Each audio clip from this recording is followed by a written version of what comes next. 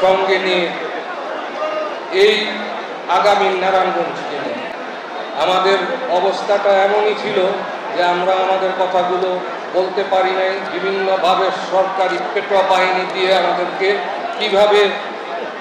কিভাবে হামলা মামলা গুম করে আমাদেরকে কথা বলার স্বাধীনতা থেকে বিরত রেখেছিল। আজকে এই যে ছাত্র জনতার যে ত্যাগ, এই ত্যাগের মাধ্যমে আমরা একটা নতুন বাংলাদেশ দেখার স্বপ্ন দেখেছি। ইনশাআল্লাহ আমরা এই স্বপ্ন আপনাদের মাধ্যমে বাস্তবায়ন করব। এখানে অনেক বড় বড় সমস্যা আছে যেটা নিয়ে আমরা সবাই মিলে কাজ করতে চাই। বন্দরে কোনো ভালো হাসপাতাল নাই, আমরা সেতুর অনেক সমস্যা, এখনো স্বাধীনতার 54 বছর পার হয়ে ধনী একটা জেলা, এই জেলাতে এখনো নৌকো দিয়ে বেশিরভাগ মানুষের যাতায়াত করতে হয়।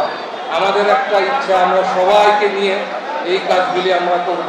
শহরে আমাদের যানজট আছে, ট্রাফিক আছে, মাদক সমস্যা আছে, কিশোর গ্যাং নামে যেই ছেলেপিলেগুলিকে নিয়ে ব্যবহার করা হচ্ছে রাজনৈতিকভাবে, আমরা সেগুলি নিয়ে কাজ করতে চাই। যদি আপনাদের সবার সহযোগিতা থাকে ইনশাআল্লাহ আমরা কাজ করব। সেটা হতে হলে জনপ্রতিনিধি হতে হবে, বিষয়টা এরকম না।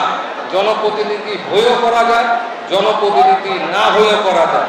আমরা সকলে ঐক্যবদ্ধভাবে নারায়ণগঞ্জের উন্নয়নের জন্য কাজ করতে পারি। যে সকল বিএনপির মা ভাই বোনেরা এখানে এসেছেন তারাই প্রমাণ করে দিয়েছেন আমি বিএনপি করি কিনা। যারা আস্থা ও বিশ্বাস নিয়ে এখানে উপস্থিত হয়েছেন, আমাদের জয় ইনশাআল্লাহ হবে। আমাদের মাঝে উপস্থিত হয়েছেন সম্মানিত ব্যক্তি